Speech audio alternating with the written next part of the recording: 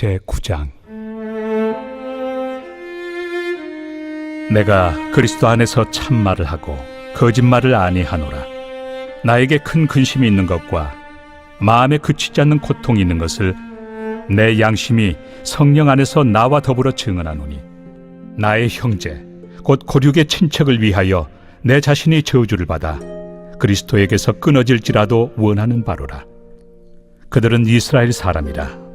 그들에게는 양자됨과 영광과 언약들과 율법을 세우신 것과 예배와 약속들이 있고 조상들도 그들의 것이요, 육신으로 하면 그리스도가 그들에게서 나셨으니 그는 만물 위에 계셔서 세세의 찬양을 받으실 하나님이시니라. 아멘. 그러나 하나님의 말씀이 폐하여진 것 같지 않도다. 이스라엘에게서 난 그들이 다 이스라엘이 아니요, 또한 아브라함의 씨가 다 그의 자녀가 아니라 오직 이삭으로부터 난 자라야 내 씨라 불리리라 하셨으니, 곧 육신의 자녀가 하나님의 자녀가 아니요 오직 약속의 자녀가 씨로 여기심을 받느니라. 약속의 말씀은 이것이니, 명년 이때 내가 이르리니 사라에게 아들이 있으리라 하심이라. 그뿐 아니라 또한 리브가가 우리 조상 이삭 한 사람으로 말미암아 임신하였는데, 그 자식들이 아직 나지도 아니하고 무슨 선이나 악을 행하지 아니한 때에 택하심을 따라 되는 하나님의 뜻이 행위로 말미암지 않고 오직 부르시는 이로 말미암아 서게 하려 하사, 리브가에게 이르시되 큰 자가 어린 자를 섬기리라 하셨나니, 기록된 바 내가 야곱은 사랑하고 에서는 미워하였다 하심과 같으니라. 그런즉 우리가 무슨 말을 하리요? 하나님께 불의가 있느냐? 그럴 수 없느니라. 모세에게 이르시되 내가 궁휼히 여길 자를 궁휼히 여기고 불쌍히 여길 자를 불쌍히 여기리라. 그런즉 원하는 자로 말미암음도 아니요 다른 박질하는 자로 말미암음도 아니요 오직 긍휼히 여기시는 하나님으로 말미암음이니라. 성경이 바로에게 이르시되 내가 이 일을 위하여 너를 세웠으니 곧 너로 말미암아 내 능력을 보이고 내 이름이 온 땅에 전파되게 하려 함이라 하셨으니, 그런즉 하나님께서 하고자 하시는 자를 긍휼히 여기시고 하고자 하시는 자를 완악하게 하시느니라. 로마서 9장 3방부 함께 살펴보도록 하겠습니다. 로마서는 바울이 로마 교회에게 보낸 편지입니다. 사도들 없이 만들어진 로마 교회에게 복음의 진수가 무엇인지 전하고자 편지를 썼습니다. 복음은 모든 믿는 자들에게 구원을 주시는 하나님의 능력이 되어집니다. 이 구원은 죄로부터의 구원, 진노와 심판으로부터의 구원입니다. 사람들은 모두가 죄로 인한 심판과 진노를 두려워합니다. 그래서 우상숭배, 도덕주의, 율법주의 등으로 이 죄와 심판과 진노를 해결하고자 합니다. 사람이 착하게 살고자 하는 이유, 우상을 만들어서 열심히 섬기는 이유, 또 우리가 신앙생활하면서 종교적인 행위를 열심히 하는 그 근본적인 이유가 죄에 대한 두려움, 죄로 인한 심판과 고통에 대한 두려움 때문이죠.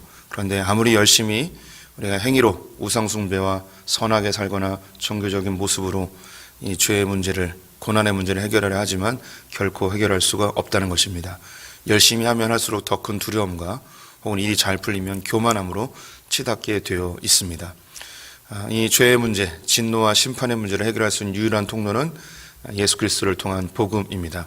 우리는 다 죄인이고 이 죄의 문제는 스스로 해결할 수 없지만 예수님이 십자가의 보혈로 우리의 죄의 모든 문제를 해결해 주셨습니다. 그래서 누구든지 그리스도 예수 안에 있으면 결코 정죄함이 없게 되어지죠. 그래서 이 복음으로 인하여 우리는 하나님과 새로운 관계를 얻게 됩니다. 화평케 되어져서 하나님을 더 이상 사장님이나 감시자로 보지 않고 하나님을 우리 아버지로 볼 수 있게 되어지는 것입니다. 또한 환난과 고난과 시련의 문제를 죄와 결부시키지 아니하고 하나님께서 우리를 성숙시키고 정결케 하시는 하나님의 손길로 바라볼 수 있게 됩니다. 그래서 우리는 환난 중에도 즐거워할 수 있는, 고난이 유익이나 이야기할 수 있는 놀라운 특권을 갖게 되어졌죠. 이 하나님과의 이 관계에서는 이 땅에 어떤 것도 끊을 수 없습니다. 환난이나 곤고나 기근이나 박해나 칼이나 죽음이나 사망이나 천사나 높음이나 낮음이나 그 어떤 것도 주님과의 사랑을 결코 끊을 수 없다는 것이죠. 우리 성도님들이 어떤 종교적 행위를 더 열심히 한다고 해서 하나님의 사랑을 더 받는 게 아닙니다. 우리가 하나님께 조금 범죄한 데에서 하나님의 사랑이 거두어지는 것도 아니죠. 하나님과의 사랑은 그 어떤 것도 끊을 수 없습니다. 우리의 죄도 하나님의 사랑을 끊을 수 없죠. 우리가 하나님을 버리지 않는 이상 결코 하나님 우리를 버리지 않으십니다. 이제 9장으로 넘어가면서 바울이 로마 교회 성도들에게 자신의 한 가지 고민에 대한 이야기를 하고 있습니다. 오늘 1절, 2절을 보게 되면 내 안에 큰 근심과 끊이지 않는, 그치지 않는 고통이 있다. 이것을 내 양심과 성령이 내 안에서 끊임없이 증언하고 있는데 그 근심, 그 이유는 무엇인가? 바로 이스라엘이다. 내가 주님께 저주를 받아 그리스도께 끊어질지라도 이 이스라엘에 대한 문제를 좀 해결했으면 좋겠다. 다른 말로 이스라엘을 좀 구원했으면 좋겠다. 이스라엘이 어떤 사람들이냐? 그들은 언약을 받은 사람들이고 예배가 있는 자들이고 믿음의 조상들을 그들의 아비로 섬기고 있고 심지어 예수 그리스도가 그들을 통하여서 육신으로 낳게 되어진 엄청난 큰 특권을 받은 자들인데 그들이 이 복음을 받아들이지 못하고 있다. 이것이 나에게 엄청난 큰 고통이다. 마치 모세가 이스라엘 백성들을 바라보며 우상 숭배한 그들을 위해서 내가 생명체에서 지워질지라도 이 백성을 구원해 주십시오라는 중보자의 모습처럼 바울이 내가 주님께로부터 끊어질지라도 이 나의 민족, 나의 고륙 이들을 복음 안으로 들어올 수만 있다면 내가 무엇이든지 하겠습니다라는 그런 각오가 이 안에 있죠. 그러면서 한 가지 깨닫는 것을 고백하고 있습니다. 왜 이스라엘이 이렇게 육신으로 그리스도를 낳았고 믿음의 조상의 후손들이고 언약이 있고 약속이 있고 예배가 있고 그들의 신앙의 전통이 있는데 왜 이들이 이 복음 안에 들어오지 못하는가? 복음을 왜 수용하지 못하는가? 그 이유에 대해서 발견한 것이 그렇지. 다 이 아브라함의 자손이 다 아브라함의 자손이 아니지 하면서 7절 말씀에 7절과 8절에 또한 아브라함의 씨가 다 그의 자녀가 아니라 오직 이삭으로부터 난 자라야 내 씨라 불리리라 하셨으니 곧 육신의 자녀가 하나님의 자녀가 아니요 오직 약속의 자녀가 씨로 여김을 받느니라.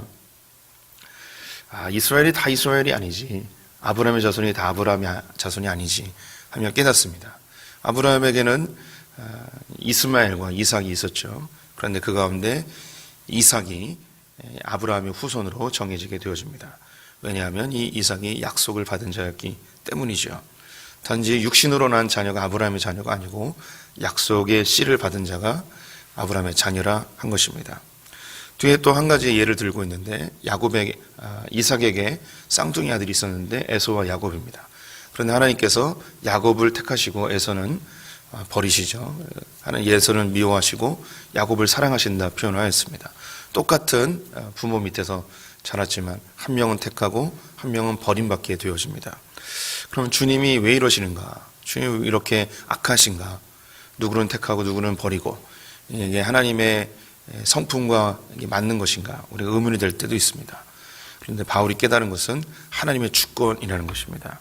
하나님은 자기가 택할 자와 버릴 자를 하나님의 주권 속에서 결정하신다는 것이죠. 이것은 우리가 관여할 수 있는 부분이 아닙니다. 그분이 우리를 선택하셨지 우리가 그분을 선택한 것이 아닙니다. 이것은 이제 복음의 또 다른 주제로 넘어가게 되는데요. 복음의 정말 중요한 것은 내가 하나님을 선택한 것이 아니고 하나님이 나를 선택해 주셨다는 것입니다. 이게 왜 중요한가? 하나님의 은혜입니다. 긍휼이라는 단어를 쓰게 되는데 복음은 또 다른 말로 은혜로 표현할 수 있습니다. 그래서 은혜의 복음 이런 표현도 있죠. 하나님께서 나를 선택해 주신 것은 철저한 하나님의 주권이고 주님의 은혜입니다. 이건 선물이죠. 우리가 주님 앞에 뭐라 이야기할 수 없습니다. 우리는 토기장이가 빚는 토기와 같습니다. 나를 왜 금그릇으로, 나를 왜 질그릇으로 만들었냐? 우리는 하나님 앞에 그 어떤 것도 항의할 수 있는 존재가 아닙니다. 그런데 교만한 인간들은 하나님 그 사랑이 많으신 분이라 하시는데 어떤 사람은 택하고 어떤 사람은 왜 버리느냐? 어떤 사람은 구원하시고 어떤 사람은 왜 지옥에 보내는가? 이렇게 하나님을 우리의 잣대로 평가하고 하나님을 정죄하는 게 인간의 교만함이죠. 은혜의 복음, 하나님의 선물입니다. 이것은 우리가 어떻게 선택할 수 있는 부분이 아닙니다. 놀라운 것은 내가 그 은혜의 복음이 내 안에 들어왔다는 것이죠. 하나님께서 나를 선택하셨다는 것. 이 감격으로 우리가 신앙생활을 하게 되어집니다. 11절과 16절을 보시면 그 자식들이 아직 나지도 아니하고 무슨 선이나 악을 행하지 아니하는 때에 택하심을 따라 되는 하나님의 뜻이 행위로 말미암지 않고 오직 부르신 이로 말미암아 서게 하려 하사 16절에 그런즉 원하는 자로 말미암음도 아니요 다른 박질을 하는 자로 말미암음도 아니요 오직 긍휼히 여기시는 하나님으로 말미암이니라. 이게 은혜의 복음입니다. 모든 종교와 기독교를 구분하는 가장 중요한 잣대가 있다면 구원론인데, 다 종교는 여기서 나오는 원하는 자, 다른 박질하는 자, 열심으로 행위를 하는 자, 선하게 사는 자, 이런 어떤 기준이 있습니다. 자기가 무엇인가 열심히 할 때에 구원을 얻게 되는 것이 타 종교의 구원관입니다. 모든 종교가 똑같습니다. 그런데 우리가 믿고 있는 이 기독교는 전혀 다른 구원관을 갖고 있습니다. 인간으로는 생각해낼 수 없는 구원관. 그것이 뭐냐면 하나님의 전적인 주권에 의한 선택입니다. 주님이 택하신 자녀들을 하나님께서 자기의 자녀로 삼으신다는 것이죠. 이게 은혜입니다. 그 하나님의 은혜의 울타리에 있는 우리 성도님들이 들어와 계심을 우리 성도님들은 감사하시기를 축원드립니다. 그 어떤 조건도 아닙니다. 우리 성도님들이 착하게 살았기 때문에 선택받은 것도 아니고, 내가 하나님 앞에 어떤 잘 보이는 행위를 했기 때문도 아닙니다. 내가 열심히 최선을 다하고 구도하고 고행하여서 얻어낸 쟁취한 것이 결코 아니고 하나님의 전적인 주권하에 우리에게 일방적으로 선물로 주신 하나님의 은혜입니다. 너희가 그 은혜로 인하여 믿음으로 말미암아 구원을 얻었으니 이것이 너에게서 난 것이 아니라 하나님의 선물이라. 왜냐하면 그 누구도 자랑치 못하게 하려 함이라. 18절 말씀을 보면 그런즉 하나님께서 하시고자 하시는 자를 긍휼히 여기시고 하고자 하시는 자를 완악하게 하시느니라. 하나님께서 원하시는 자를 긍휼히 여기고 또 원하시는 자를 완악하게 했다고 합니다. 이거 이번 주일에 했던 설교의 한 부분인데요.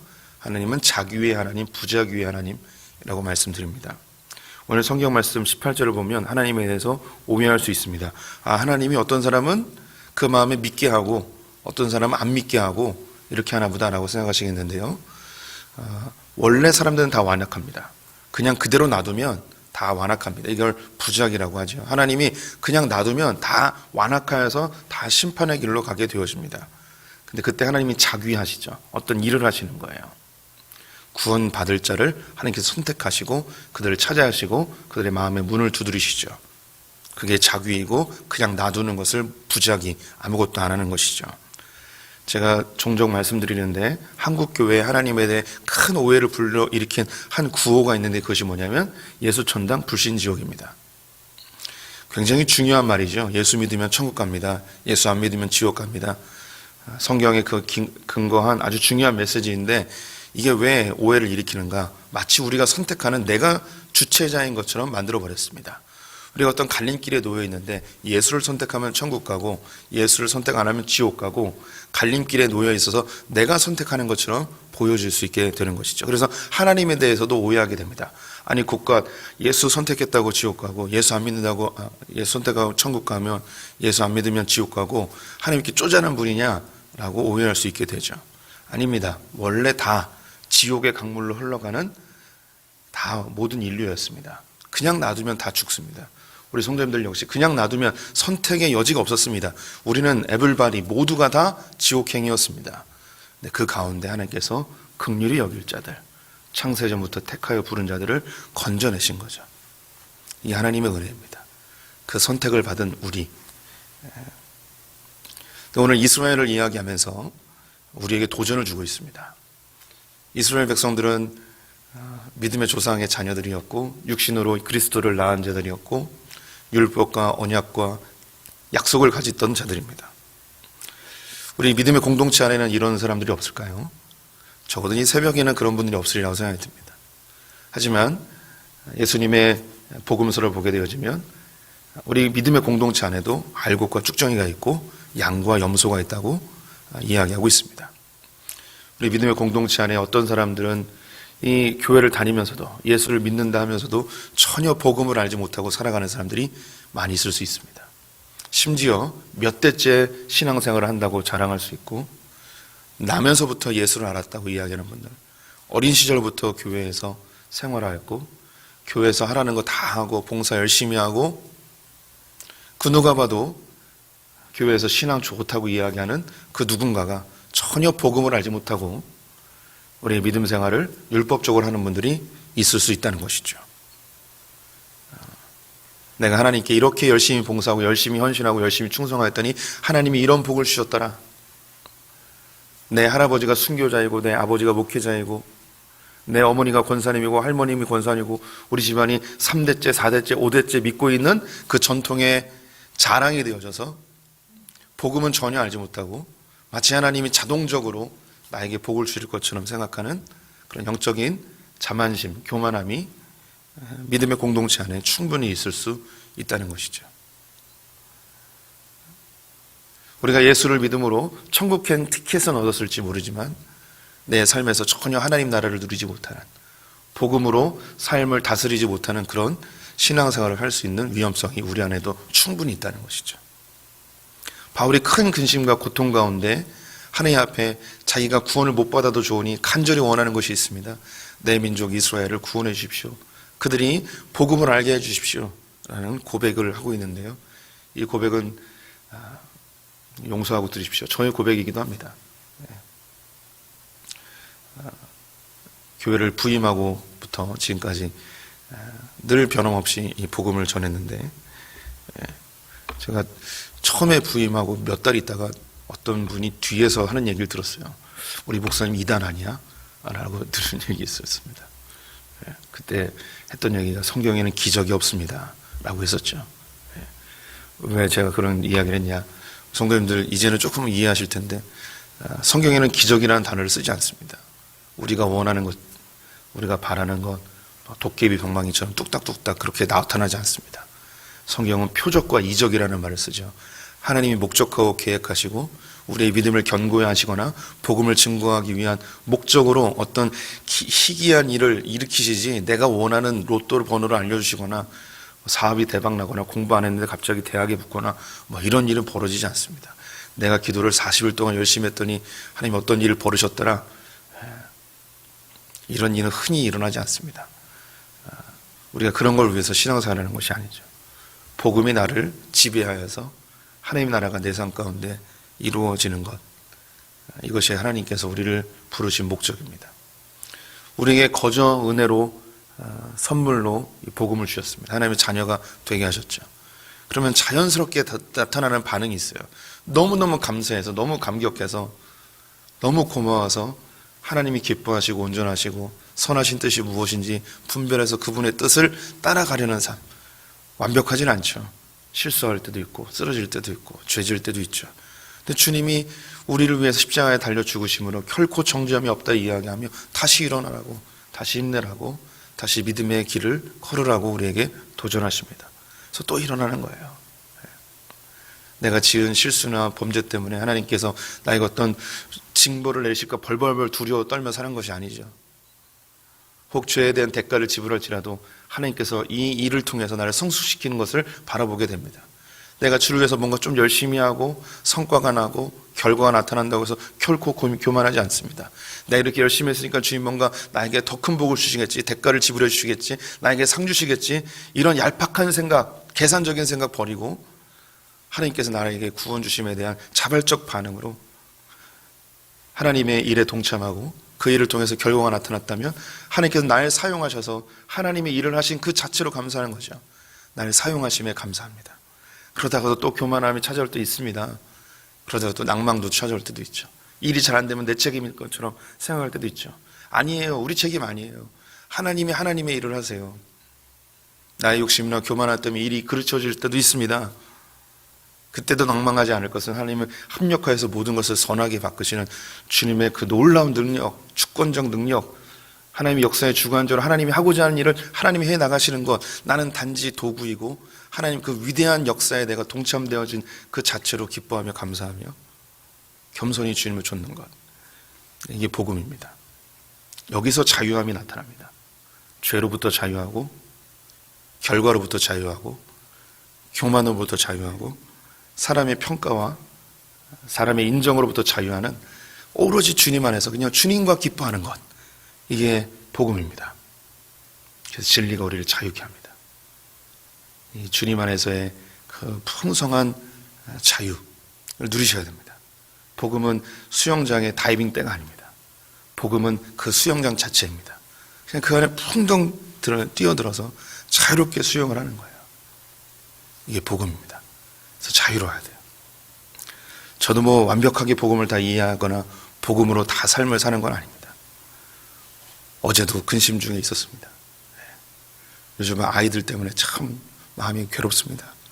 큰 놈도 뭐 재수한다고 그러고, 둘째 놈은 어느 대학 갈지 몰라서 결결되고 있고, 어제도 참 주님이 필요합니다, 우리 가정에.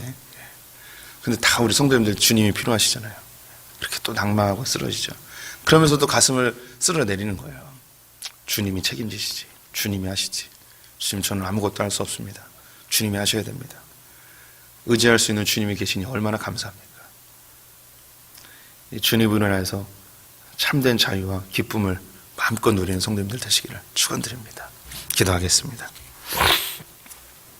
하나님, 우리를 선택하여 주의 자녀 삼아주시니 감사합니다. 이 감사함에 반응하는 성도들 되게 하여 주시옵소서. 주님께 무엇인가 하였다고 교만해지지 않고, 결과가 안 좋다고 낙마하거나 사람들의 인정과 비난의 시선에 자유롭고, 고난에 대하여 죄에 대하여 자유로워지며, 하나님과 계산하지 않고 하나님과 경쟁하지 않는, 온전히 하나님 안에서 자유와 기쁨을 누리는 복음으로 능숙해진 소풍의 성도들 되게 하여 주시옵소서. 진리가 너희를 자유케 하리라 말씀하신 주님, 내가 온 것은 너희로 기쁨을 주려 하려 하신 주님, 주님이 기쁨과 자유를 충만히 누리는 소풍의 성도들 되게 하여 주시옵소서. 오늘 하루를 주님께 의탁드리며 예수님의 이름으로 기도드렸습니다. 아멘.